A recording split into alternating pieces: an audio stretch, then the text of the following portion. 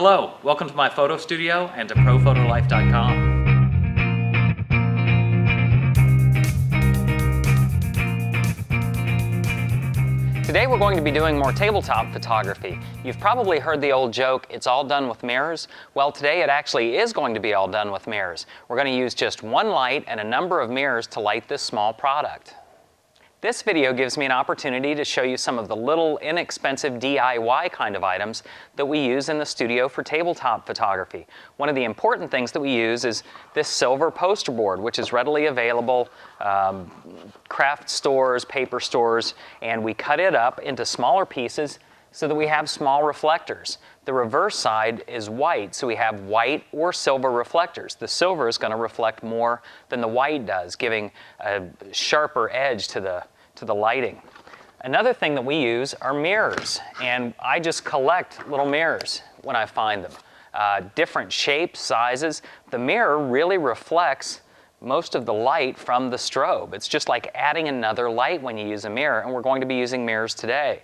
One of the odd kind of mirrors that I've found, and I don't even remember where I picked these up, are some concave mirrors. And so they dip in the center, they're dished, and these create a very hard point of light. They really concentrate the light. So we have those. Then another very important thing are just little wood blocks. Wooden blocks are used to stack things, they're used to prop things up, and they're definitely used to hold things like the mirrors up. And the last thing I'm going to point out is just sticky tack. It goes by different brand names. It's available in office stores, and it's just a putty that's an adhesive putty that we use to hold things up on a tabletop set.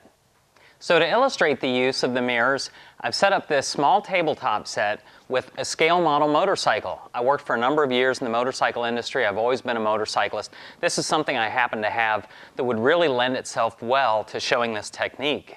Just to give us a little sense of place with the motorcycle, since it's a dirt bike, I put it on this small piece of slate and then have scattered sand around the perimeter. For the background, we have a board that's been painted blue. It's just clamped to a stick in a can here in the background. Then we'll be using our Calumet Genesis strobe light as the main light, well, the actual one and only light source for this photograph. Now the camera's in place down low and in front. I have the strobe positioned behind the object, shooting down on it, and also creating backlight. There are a few things I like about this. One is that it will light the top of the product, separating it from the background. Another is that it's going to cast a shadow forward. We're going to create a very dramatic photograph today. And then the other thing is that because we're only using one light, we're going to use mirrors as the rest of the lights. I need to have the light coming from a direction that I can pick it up and point it back onto the object. So let's take our first shot and see what we have with just the backlight. Well, we definitely have a backlit photograph. There's light along the top of the motorcycle, there's some light coming through the spokes. We are getting that dramatic shadow in the front, but we just don't see any detail on the front. So for the very first modification to this photograph, I'm going to take my board, I'll set it up, and then I'm going to lean my mirror against it and pick up some light right here in the important areas of gas tank, engine, and number plate. Let's take a look and see what this does. Okay, well now it's starting to look like a motorcycle. We've got good detail there. You know, I'd also like to pick up a little bit of detail back here near the rear wheel. Not a whole lot, but I just want to get something going. Now for that, because I don't need the light quite as strong, I'm going to use a silver card. And I just play with the angle to get it at the right angle. Well, good, it's starting to come together. You know, there's still a lot of dark areas that are getting lost in that background. I think another important part of the motorcycle, and as we discussed in the shot we did last week with the coffee maker, you have to keep in mind what are the important features of the thing you're shooting. And with this, I think the texture of the knobby tires is very important. I don't think every knob on every tire needs to show, but we do want to pick up some light in that front tire that's facing the camera, that's closest to the camera. If we can pick up texture there, then the viewer will know that that's really a knobby tire. Now I want to pick that texture up using one of these concave mirrors because it really concentrates the light into a point. And I'm going to use a little sticky tack on the 2x4 again to keep it from slipping. And there we go. And I am just skimming a little bit of light into the front of that tire. Just right there. That's what I'm looking for. Let's take a look at that photograph. Good. I think that one little addition really says a lot. I think we're getting pretty good. You know, we do have this blue background though, and we're not really utilizing it. We don't have a background light, but we do have mirrors and cards. Let's use those. For just a little bit of light behind the motorcycle's front tire, I'm going to take a card and I'm going to reflect it into the back.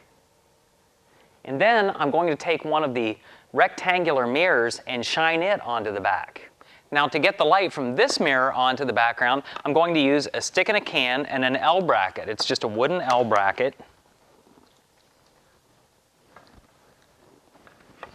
And by clamping this all together, I can situate this background light exactly where I want it.